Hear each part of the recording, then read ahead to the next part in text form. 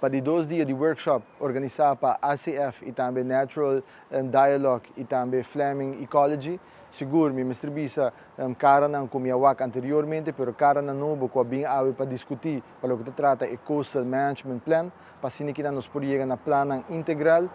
que também atender com nos recuperar back nossa natureza. Me te quero que nos tour a porto uma nota com o desenvolvimento da última década a custo de nossa natureza e agora que nós para garantir que nós podemos recuperar nossa natureza e do nele a oportunidade para regenerar o mês, pero também nos garantir que o desenvolvimento econômico também tem harmonia com a natureza e tipo de diálogo aqui seguro para nós chegar mais cerca de outro para trazer em forma de harmonia com o outro também para desenhar e planos que garantizar que nossa natureza tem a oportunidade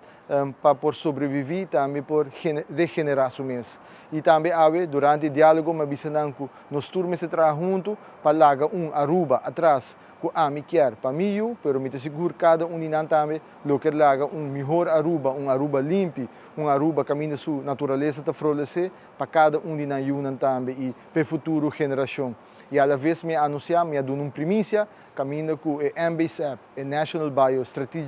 Biodiversity Strategic Action Plan,